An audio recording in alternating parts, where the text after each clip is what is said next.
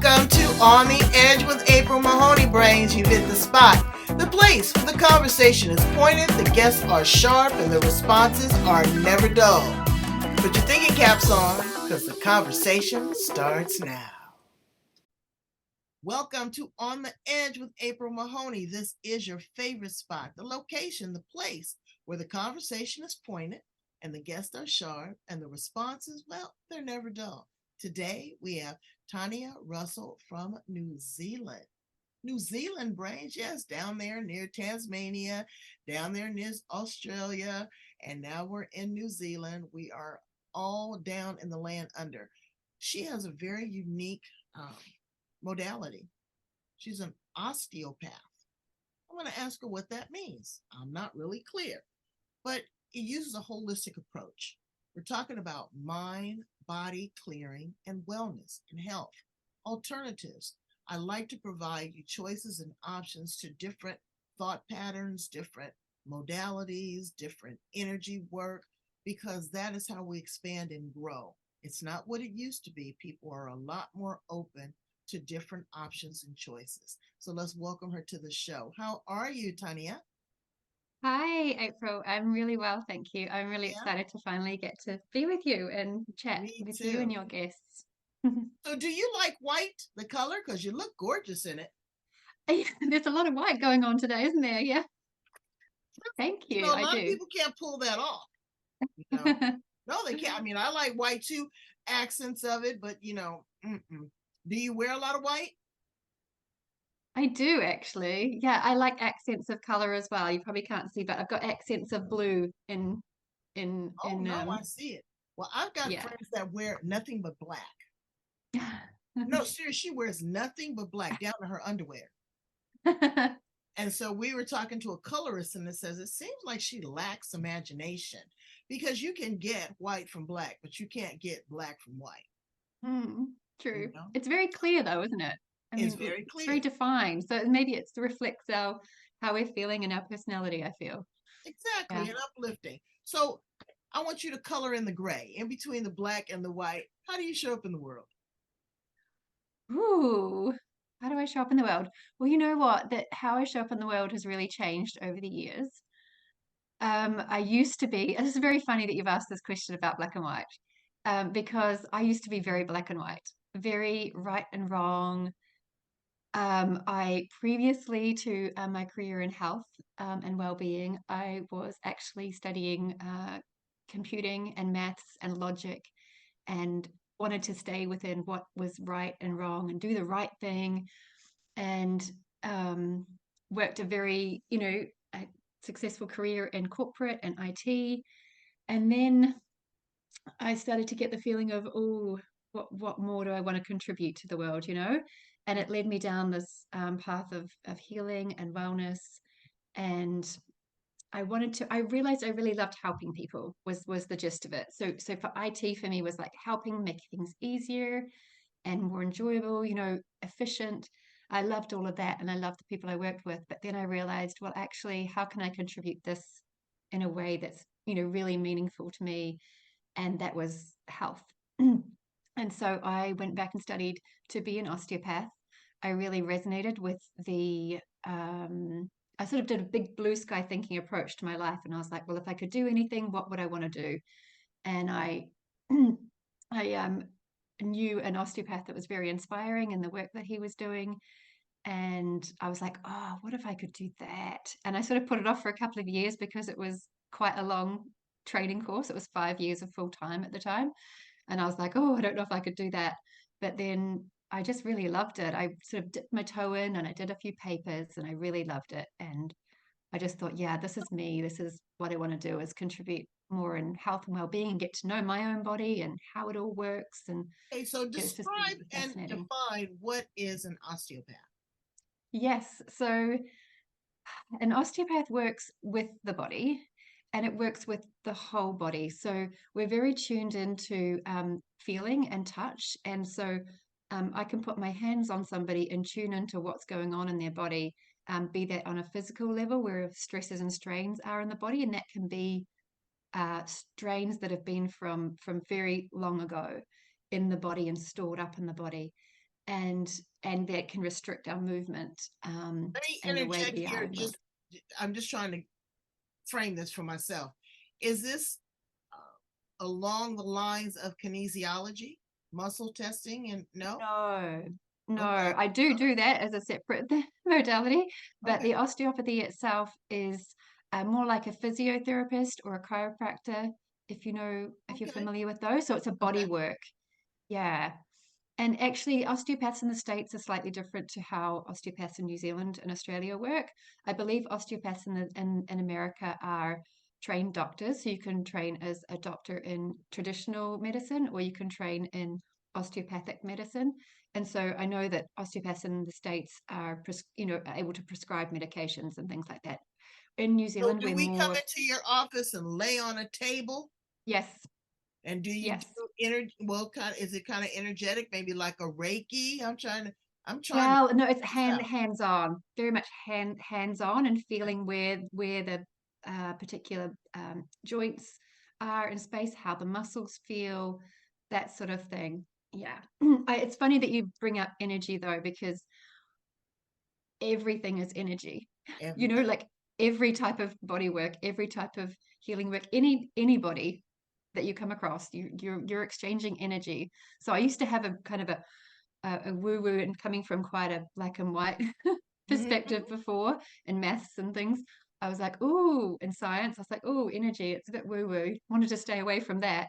And then actually, it's really funny because Well, now I'm is like, that well, because did you stay away because your traditional way of thinking was again very fact based, mhm, very yes, logical that yes, and everything evidence based and proven and scientifically researched. But actually, now there's so much research on energy and things like that anyway, and everything is energy. It's I mean it crazy goes that I back, be before Einstein. Okay, exactly. so what was your Yeah. aha moment? What gave you what took you over the top outside of wanting to work with people and contribute a little bit more? Did you have this type of work done on you, or like you said, you had a doctor that turned you on Yes. to it and then you just went ham all in? Yes. So I'd had chronic fatigue, and Hmm. had I was a very sensitive person and easily overwhelmed, like emotionally, and even just around other people. Um, I felt like I needed to protect my energy and things like that. Mhm. So yeah, I had a lot of assistance from this particular uh, practitioner, and he practiced originally osteopathy, but then he went and practiced another modality, which was called neurological integration. Oh, wow. And that's a little bit more along the lines of kinesiology with the muscle testing and things like that. But it helps to sort of integrate the body, integrate the brain pathways, neural pathways, and it helped me a lot with the chronic fatigue, and even sort of some of the anxiety and the panic attacks that I didn't even know were panic attacks at the time, but was in denial about. But it just helped me smooth out and integrate my whole body as well, and led me down a few other tracks along the way to discover Why other people modalities. always refer to energy work or spirituality, not religion, brain, spirituality, a different level, uh, as woo woo, as cool cool. Is that because they don't believe it? They think that it's mystical. They think that it's witchery. They think that it is, it's intangible. Yeah, I mean, yeah. we're talking right across the internet right now, and I can't see any wires. I inhale the air, and I can't see it. I turn on the light switch, and I can't see it. I hear Mhm. you very clearly, and I can't see it. So, Mm. brains, things are much more uh, entangled, entwined than what we let our little minds believe. My mother said she said, baby, the things that I know could make a whole new world. Yeah. And it's So very true. true. And so a lot of people resist this. What do you say to a person that is skeptic? Because at once upon a time, you were skeptic. You were a Hmm. skeptical person. What would you Yeah. say to that person? Oh, I would say I completely understand, because it's the fear of the unknown. like the world is big and things are possible, and I think it's a lot of conditioning from the past and even from our past and our past and our past, and it's all been handed down, to us. And so we have this, rightly or wrongly, we're coming out of like a survival mode of operating, from being scared about new things and being scared to explore, wanting to keep safe and small and what's absolutely known from the past versus what's emerging. And I think it's about evolving, but also being kind to yourself, that if things, just being honest with, oh, I am scared about that. I don't know, but it's a curiosity to explore, and just to explore at your own pace and to do it in your own way. I think that's the key. You said something very interesting. You talked about energy work. I do a lot of different things. Experimental, sure, why not? You try it. If I don't like it, I don't do it again. If I like it, I'm like you, I jump in with both feet. But when it comes to any energy work, I'm very careful. When it comes to meditation, I'm very careful on who I allow in my space because there's energy thieves. People will rob you of your joy, your sanity, your money, your sexuality. They will get in there and they will attack you. And then when you open yourself up to certain type of modalities, there are still forces in the world that exist. Yes, brains, there's bad spirits out there too. They're all not fairies with pixie dust. So, how do you cleanse yourself as you work with these people? Because you're taking on energy using this modality, it's a transfer of energy. What do you do to keep yourself as a clear conduit for your own health, your own safety, but also the people that you work with? I think it's a really good point you bring up, and that does go back to what we were talking about before about the fear of it, because I think there's a lot of fear of it and the bigness of it, and what's possible, like you say, the good and the bad. But what I've found is absolutely key is your heart, and that's where I practice with heart-centered health and well-being. Your heart can harmonize. It's so super powerful, your heart, and it can harmonize anything in your space, in your life, the people that you're interacting with. It can smooth out all of that for you, and you don't need to protect yourself and to those are all lovely and can be really useful, depending on where you're at. But I found the more and the more I cultivate my heart space and ask my heart to take the command. And I've done a lot of work. I'm a Golden Heart Wisdom Ambassador, and I do a lot of I wouldn't even call it work, it's enjoyment with them. Enjoyable practices. And I just feel like it cultivates my heart space, and that heart space automatically expands and is emanating from me wherever I go. So there's no such thing to me anymore as the good and the bad, and it's just all emanating, Right. heart. So, Yeah. based upon your intention, it can really kind of filter out Yes. negativity and protect you. I Yes. believe that. I believe that. And I Yes. call that God, you know. Yeah. I mean, even scientifically, the heart is something like 500 to 1,000 times more powerful energetically, electromagnetically, it's been measured than your brain. So it's actually such a powerful resource that even just breathing and having an awareness on your heart space, just even that has a really magnificent effect on your Well, I mean, day when you and do whoever you're yoga, around. when you do Yes. yoga, the first thing you do is connect with the breath, and they tell you to get heart centered, Hmm. and then you align your chakras.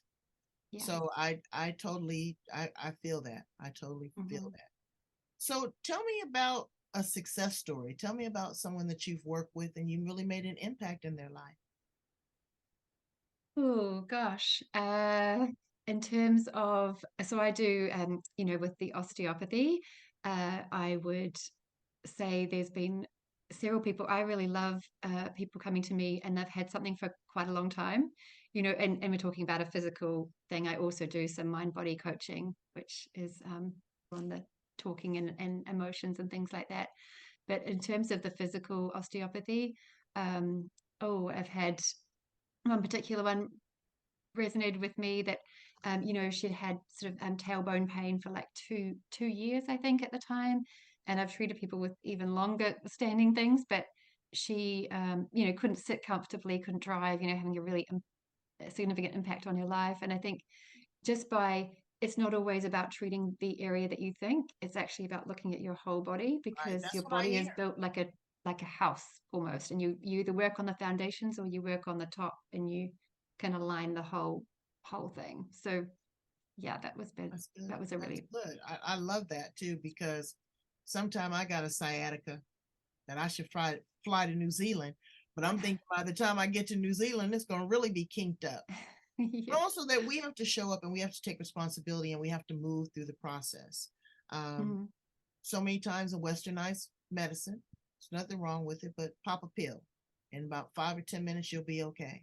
But we have had this opioid epidemic here where, people are prescribed these medications and then that's no longer helping them. Then they go to heroin because it's cheaper. They can get it on the street, or they go to uh, uh, methamphetamines, or, the killer now is fentanyl.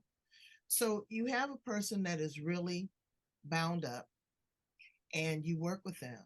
But what you uncover is that, the pain in their back is just a symptom. The mm, actual root cause is epigenetic, something that's happened 2, 3 generations before.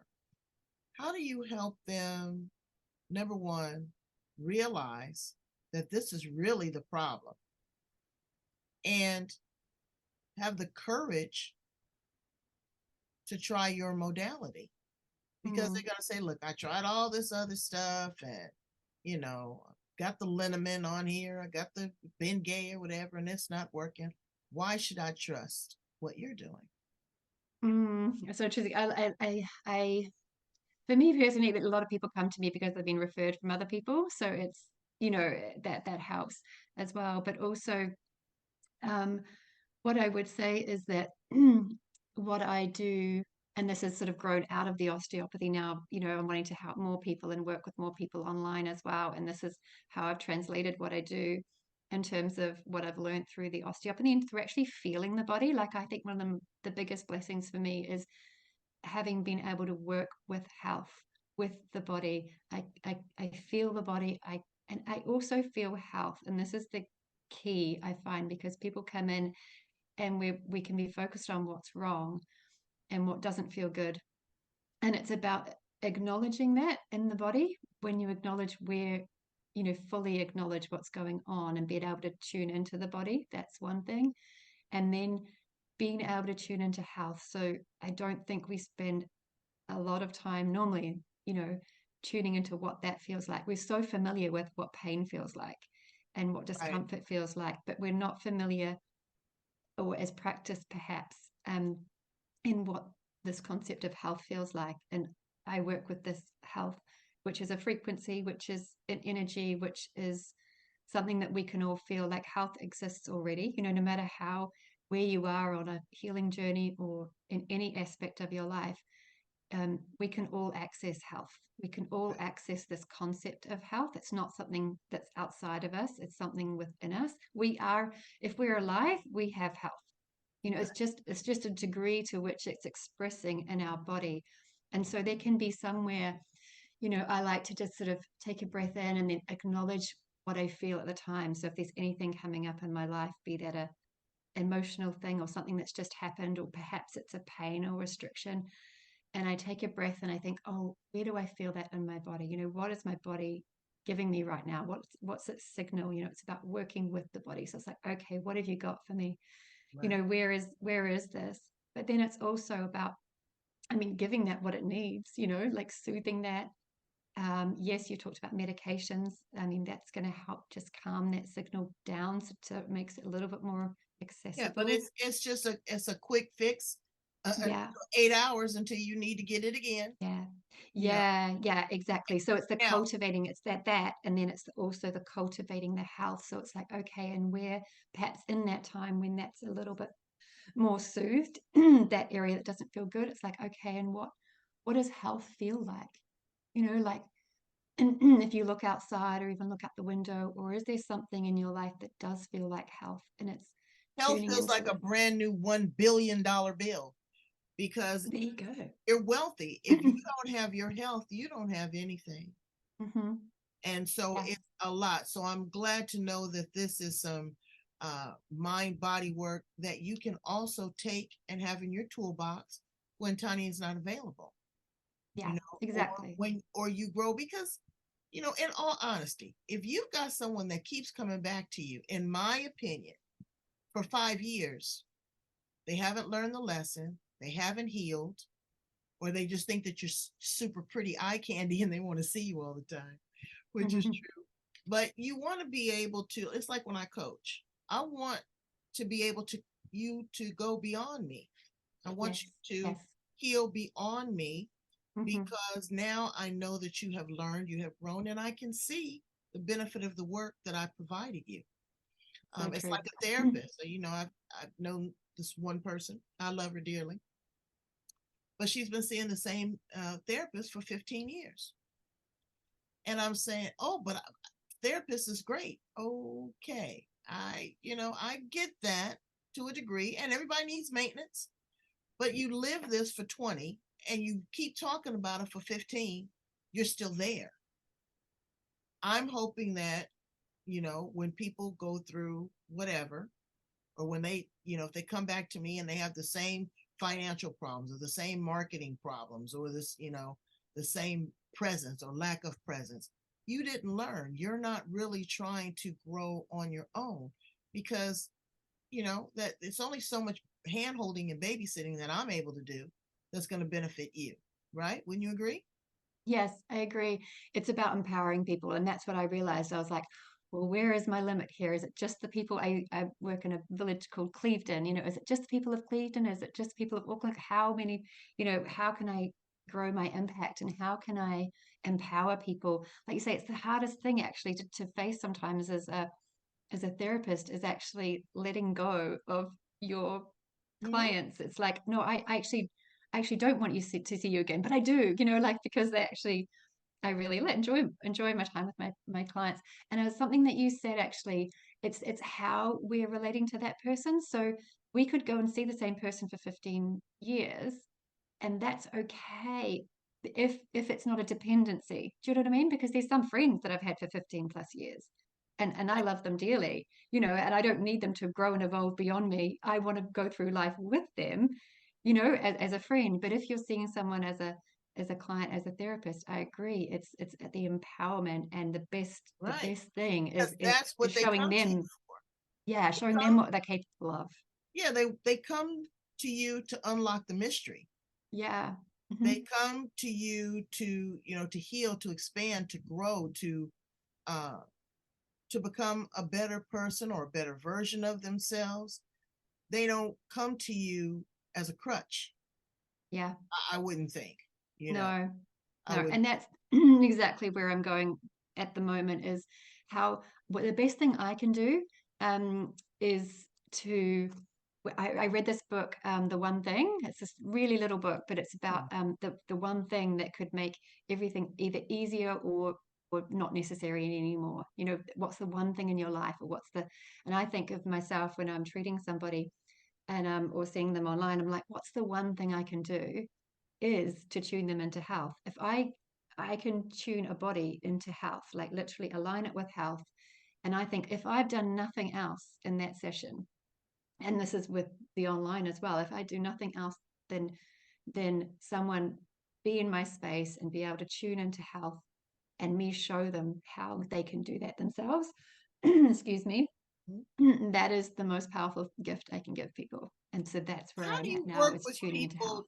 doing this? Because when you first introduced this to me and I asked you to explain it, you said a lot of the work is mostly, touching hands on.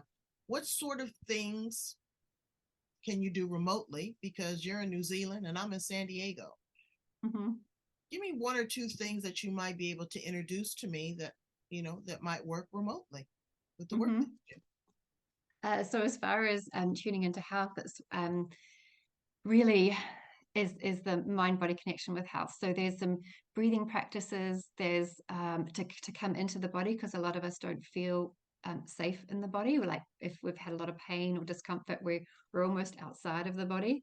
And I personally was as well, which was quite a revelation for me, because I realized that I was able to feel everybody else's body really well and actually tuning into my own body, I was like, oh, wow, I haven't really been in my body, really in it. So there's some Let me beautiful. just ask a quick question there. Are you a Mhm. bit empathic as well? Oh yeah. hmm Yes. Yeah. Sensitive. Sometimes that's a heavy load. I was glad when my switch kind of turned off the empath. I was feeling stuff from across the street. Yeah. You know, it's good. It makes you sensitive, but it's difficult because sometimes you might get your stuff mixed up with their stuff. But you said your heart helps block and clear that. But that's a training. That's Yes. that's a discipline. Everybody doesn't have that, and sometimes people are just so, I don't know. They're so, I don't want to say needy, but not self-serving. I don't really know what word I'm searching for, but they want to embrace. They feel that if they take on your pain or they take on your sorrow, that that's really doing something from them. But they get a charge off of that as well. Are you talking about empaths being like that, or the people that? Well, Yeah. empaths, empaths, or and again, you've learned to be able to edit and filter. Everybody doesn't have that capacity. So I'm sorry. I just wanted to kind of bring that up as you're talking about the different, things that you're able to do remotely. People need to kind of be aware of where they are in this space as well, and know, hey, Yeah. whose stuff Yeah. whose And stuff is this? yeah, yeah, it's awareness, like you say, it's awareness of how you're feeling. And like I say, our body is our compass for that. And I think sensitives or empaths have felt overwhelmed. Like that's the key thing. We feel overwhelmed by, others' energy or our own experiences. But the way I see it, it's all a reflection of us as well. We wouldn't be in that space, or we wouldn't come across that particular incident if it wasn't meant to contribute to us in some way, like either an awareness of how sensitive we are, or it brings up something for us. Like we have the reaction to it, so it's our experience of it. But if we can be tuned in with, like I say, our heart, which smooths things out, and our body, which guides us, forward, then we can move. I'm all about moving more smoothly through experiences in life, and I have this practice just called ease and flow, because no matter what comes up, if we can create some ease and some flow through it, and be guided through it, then actually it doesn't have to be a protection thing, or Mm-hmm. a bigger It doesn't have to be so deal. overwhelming. Yeah, it doesn't have to be so overwhelming. Yeah, Exactly. because Yeah. again, as we talked about in the beginning, people live small, Yeah. and they fail Yeah. to realize the expansion and the capability and the capacity that we all hold as human beings, Mm, even dealing with the subconscious mind, yes. hypnotherapy, Reiki, those different type of modalities. People don't realize what they're going to discover and uncover Yeah. as they go through this journey and this thing that we call life. So let's Mm, ask you some fun questions, because this is my best okay. part of the interview. If you were an appliance in the kitchen, what appliance would you be? Ooh, an appliance in the kitchen. I'm looking at my kitchen now. Uh, what would I be? Oh,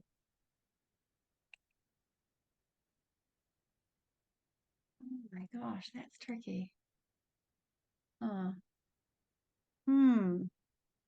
Because I'm looking for something with some flow in it, like some ease and some flow. And then I'm like, Okay. none of those really have that. Uh, Oh, sure. You got ease and something. flow in there. You got a hand mixer in there. Yeah, that's what I was looking at. I was like, is it my NutriBullet, my little smoothie maker, Yeah, or yeah. is it the? Yeah. Now the neutral bullet is exactly what you say, because I have one too. It's got a charge. It's got a spin to it, so I It's got a totally get heart. it. You're right. It's got a heart in the It's center got that's a heart in spinning. the middle. That's right, and it mixes it up. My goal is to be the refrigerator. I live to Oh, chill.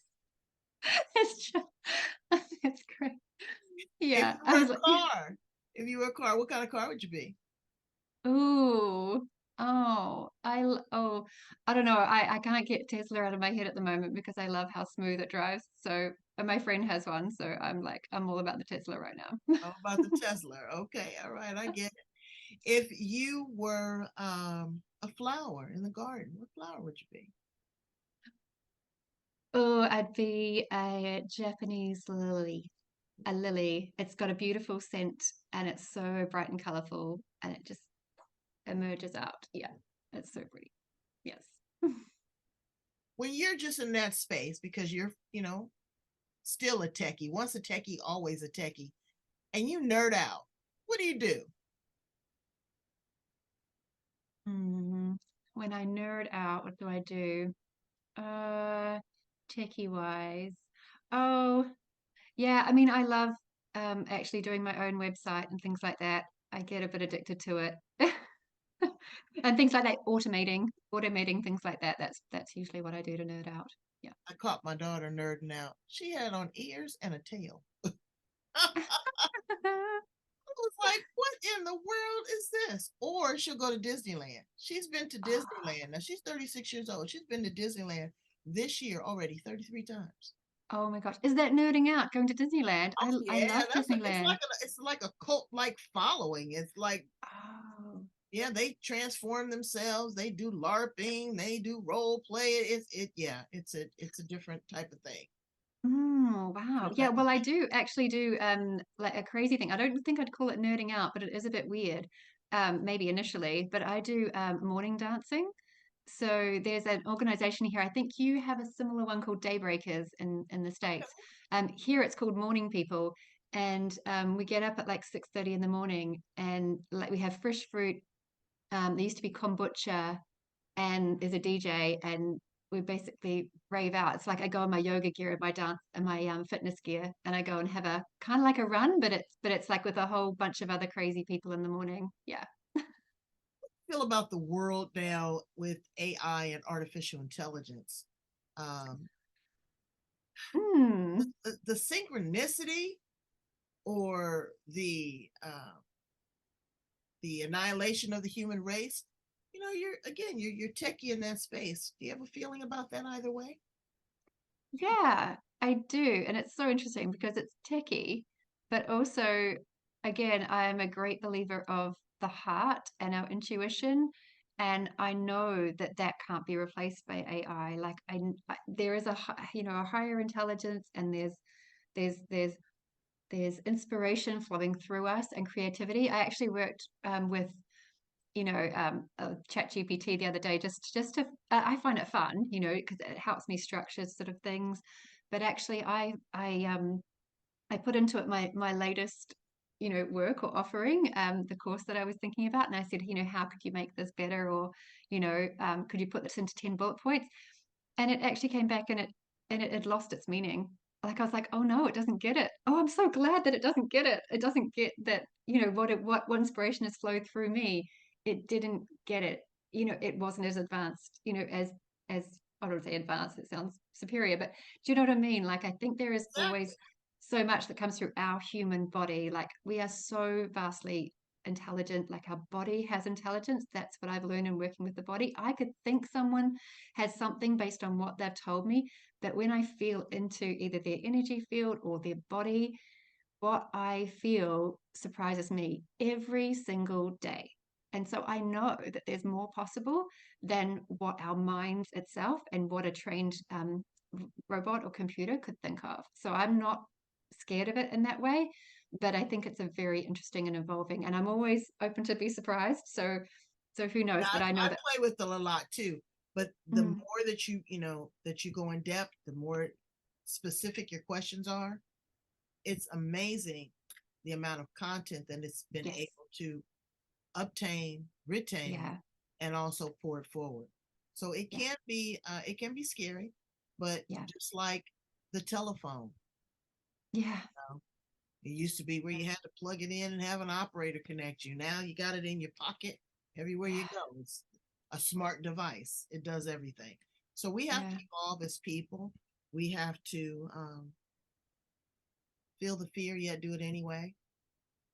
expand. Feel the fear and dissipate the fear, you know, because that's what's coming up. Like that's what's coming up. If that's fear that's coming up, that's fear that can be, you know, dissolved and integrated and let go of in our body. That's the invitation for us as human beings, I feel, with anything that happens in life, whether it's AI or, you know, walking across the street or, you know, encountering someone we don't know or a situation we don't like. That's the invitation for us to integrate that experience and to flow forward from there better. I like that. I like the invitation. And in closing, Ms. Russell, what do you want your legacy to be?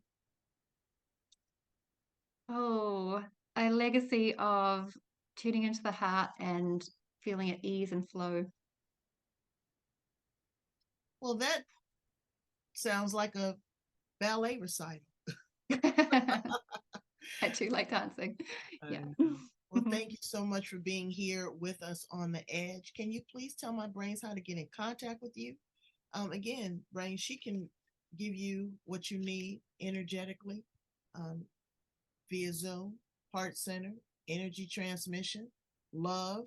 Maybe she even writes you a note. How do they get in contact with you? Yes, so I am available at taniarussell.com, TaniaRussell.com, and there's plenty of free resources on there to get started in tuning into the heart and into the body and into health and into flow. And you can work with me one-on-one, or there's online courses there as well to delve into. Well, Brains, I want you to go deep. I want you to go hard. I want you to be solid, rock solid. Wherever you are, don't be like my husband says, a soup sandwich. How's that for a visual? A mess. I want you to go in. I've been sitting here looking for my postcard, but you know where you are. I want you to love, like, share, and subscribe to On the Edge. And Tania, love, like, share, and subscribe. Go in, delve in, pull back the layers of the onion, cry if you have to. Open up your senses to something new, to awareness. You don't always have to be this stable person. Be a little whimsical. Be a risk taker, like she did. Do something that's not comfortable. Enjoy the uncomfortable. Thank you so much for joining me on the edge. I appreciate you and value you. If there's anything I can do for you in the future, please come back and see me, okay? You're the best. Thank Bye. you.